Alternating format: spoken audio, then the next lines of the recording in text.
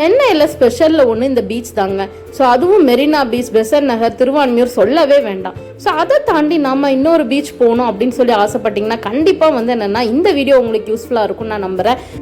இந்த beach name blue flag beach அப்படின்னு சொல்லுவாங்க. ஸோ இது எங்கே லொக்கேட் ஆயிருக்கு அப்படின்னா கோவளம். ஸோ கோவளம் பீச்சில் இருந்து நியர்பை டிஸ்டன்ஸ்லாம் இந்த பீச் அமைஞ்சிருக்கு.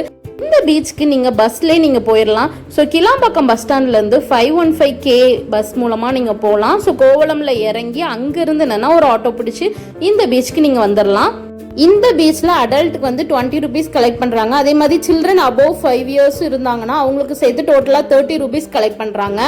என்னோட பேபிக்கு இந்த பீச் ரொம்பவே பிடிச்சிருந்தது. அண்ட் பீச்சுமே ரொம்ப நீட்டாக இருந்தது. பேபி மணலில் விளையாட ஆரம்பிச்சிட்டாங்க. ஸோ என்ட்ரன்ஸ்லேயே இந்த மணல் திட்டு இருந்தது. ஸோ நம்ம ஏறி நம்ம அது மேலே நின்று பார்க்கும்போது ஹோல் பீச் நல்லாவே தெரியும். ஸோ சன்செட் வியூ வேற சூப்பராக இருந்தது.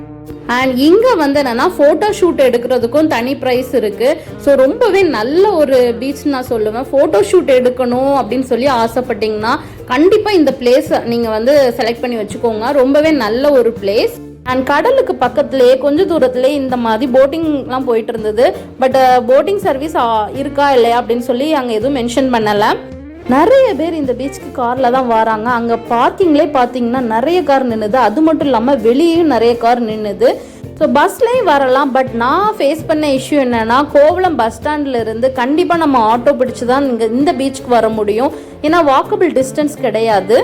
என்ட்ரன்ஸில் இந்த குயிக் பைட்ஸ் இருந்தது. ஸோ அப்படியே குட்டியாக ஒரு ஸ்நாக்ஸ் வாங்கிட்டு அப்படியே நாங்கள் பீச் பார்க்க போயிட்டோம். ஸோ பீச்சில் பாருங்கள் நல்லாவே இங்கேருந்து ஒரு தூசி கூட நம்மளால் பார்க்க முடியாது. அந்த அளவு மெயின்டெனன்ஸ் பண்ணி வச்சுருக்காங்க. ஸோ மண்ணுமே நல்லா நீட்டாக இருந்தது. அங்கே உள்ளவங்க எல்லாருமே அங்கே உட்காந்துருந்து அவ்வளோ அழகாக கடலை ரசிச்சுட்டு இருந்தாங்க. கடல் யாருக்கு தாங்க பிடிக்காது? இயற்கையாக படைச்ச விஷயங்கள்ல கடலும் ஒன்று தான். ஸோ நாம கடல் முன்னாடி இருந்து நம்ம அந்த அலையை ரசிக்கும் போது நமக்கு ஒரு பீஸ்ஃபுல்லான ஒரு மைண்ட் நமக்கு வரும். அதே நேரத்தில் பாருங்க இந்த அலைகள் மேலே எழும்பி கீழே கண்டிப்பாக அது கரையும் கடக்க தான் செய்யுது. ஸோ அது மாதிரி லைஃப்லையும் பிரச்சனைகள் நமக்கு வரதான் செய்யும், அதிகமாகவும் வரதான் செய்யும். அதே நேரத்தில் அது ஒரு அலை எப்படி கடையை கறக்குதோ அது மாதிரி பிரச்சனைகளும் மறைஞ்சு போயிருங்க. அப்படியே கையை தூக்கி வாட்சை பார்த்தா மணி 6. பேபியும் அங்கே ஃபுல்லாக ட்ரெஸ் எல்லாம் நினச்சிட்டா. ஹஸ்பண்டுமே நினைஞ்சிட்டாங்க. சரி வாஷ்ரூம் போய் பார்க்கலாம் அப்படின்னு சொல்லி பார்த்தா அங்கே குளிக்கிற ரூமே வச்சுருக்காங்க.